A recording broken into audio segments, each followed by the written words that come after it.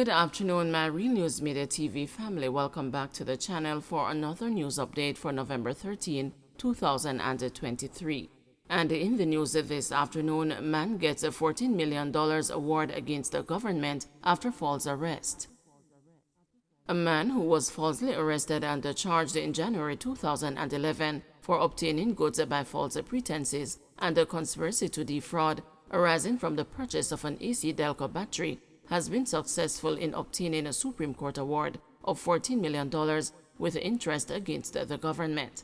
Carlton Graham, a former fleet supervisor at the Jamaica Biscuit Company Limited, said in the suit brought against the Attorney General that after he was arrested, he was suspended without pay from his job and subsequently fired when the trial started. He spoke of his failed attempts to get jobs after he was fired. He said he went to Stuart Industrial Limited on January 6, 2011 to purchase the battery. He said he was presented with a cash receipt which was duly stamped as paid and signed by the cashier. The receipt was also checked and stamped by the security guard. Graham was arrested on January 14, 2011, detained for 8 hours in custody before he was granted bail. He made several appearances in the Kingston and St. Andrew Parish Court before he was acquitted at the end of his trial on February 28, 2014. He said before he was arrested, he made efforts to produce the receipt for the battery to the police, but the police ignored his request to be given the chance to produce it and instead charged him. Following his acquittal, the claimant, who was then 53 years old, filed a suit in 2016 in the Supreme Court seeking damages against the Attorney General. The defendant contended that the policeman had an honest belief that the claimant fraudulently represented to Stuart Industrial Limited that he was purchasing the battery for Jambisco based on information received and investigations conducted. It was contended that the claimant's arrest and the charge were justifiable as there was reasonable and probable cause to do so, and it was not attenuated by malice. Attorney-at-law Catherine Minto, instructed by Nunes Schoolfield, De Leon and Company, argued that Graham suffered humiliation and indignity to his reputation in making 34 appearances in court to answer to fraud charges in relation to a battery he had paid for. Minto pointed out that Graham rose to the rank of corporal in the Jamaica Defense Force and received a Medal of Honor for his service in the Grenadian Revolution. She also argued that Graham's reputation no doubt would have been tarnished in the mind of any right-thinking member of society. Justice Lisa Palmer Hamilton, in handing down the award in September, said she considered the seriousness of the offense, the protracted prosecution, and the damage to the reputation of the claimant, given the nature of his occupation and his qualifications. I have also considered the fact that the claimant in the case at the bar had a receipt for the purchase of the item which was available to be shown to the arresting officers and to the court, and which for whatever reason, whether it was an oversight or not, was not done and resulted in the matter proceeding to trial, the judge said. She found also that the manner and the circumstances of the prosecution of the claimant were such as to lead to an aggravation of damages. It is therefore my judgment that the sum of $8 million is reasonable in the circumstances for malicious prosecution, including aggravated damages, the judge ruled.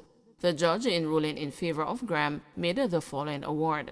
Damages for false imprisonment for $406,211 with interest at 3% per annum from January 12, 2017 to September 18, 2023.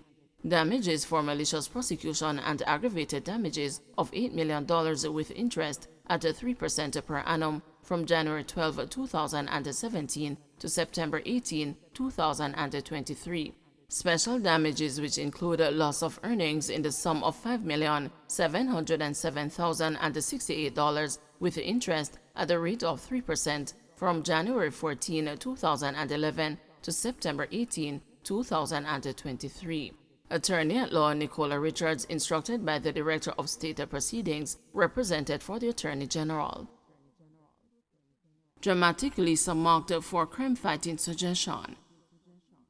A call by Opposition People's National Party Shadow Minister for Foreign Affairs and Foreign Trade, Lisa Hanna, for both political parties to blockade themselves with experts and the crime reports inside the Gordon House for at least a 3-day period to hammer out a plan to address the spate of violence in the country has been dubbed dramatic by gender activist and the Crime Monitoring and Oversight Committee member Dr. Nadine Spence. When it is convenient for government and opposition to lean on a CMOC, they do, and then when it is near to election time and they need to throw punches at each other, they forget that the rest of us are supposed to be sitting in consultation with each other on the matter of crime, Dr. Spence told the news on Sunday. Hannah, in her weekly column in The Observer's The Agenda, made an impassioned plea for Prime Minister Andrew Holness to drop everything and to call all of us to Parliament for 3 to 5 days. We are to emerge from the House with a plan to solve violence in our country with the attendant legislation to match. The Vale Royal talks are taking too long, and we are tired of seeing the post-PR pics. Call us to the Parliament to do this particular work for the people we serve. Bring all the reports and the experts. Let us make decisions together as one Parliament. Broadcast all the proceedings live to the general public so they are aware of the deliberations, Hannah said. If the Prime Minister truly means enough is enough, then business as usual cannot be his mainstay. The killing and hurting of our people should not be a political issue.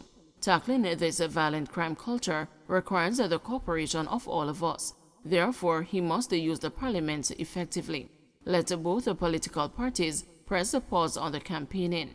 The people are crying out, and it's time we check our egos at the door and come together in a bipartisan moment for the best interest of our country, she said.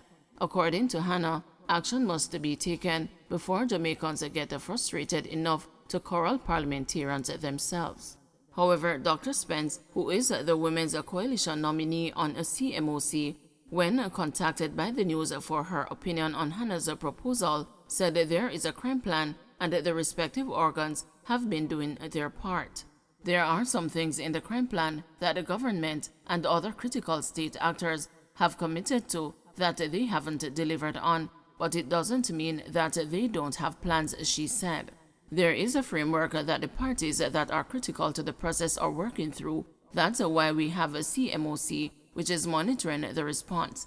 And while there are some areas, especially the legislative areas, that the government is lagging in, it doesn't mean that there is not a comprehensive crime plan. Added Dr. Spence, we are monitoring the response to see what are the things that they say they are doing to see a downturn in crime. CMOC is staying committed to the monitoring of the crime plan because we think it will work if the government and opposition are committed. So what Ms. Hannah is pointing out is that the issue with our crime problem is the inability of both the critical partners in the consensus, the government and the opposition, to stick to the commitment that they made. They made a commitment and they are the ones who keep going out to say all kinds of rubbish. We have a consensus on crime. To me, going back and talking about getting to a consensus would seem as if we don't have consensus on crime, she stated. The news was unsuccessful in its attempts to contact CMOC Chair Lloyd Distant. CMOC, which was established in 2020, is an independent body comprising non-partisan stakeholders from the private sector, civil society, academia, and the political directorate, with a mandate to set goals aimed at mitigating crime and reporting to the public. It provides an independent overview of the efficacy and efficiency of the programs agreed through the process of national consensus and keeps the public engaged on the process of reducing crime, violence, and corruption in Jamaica.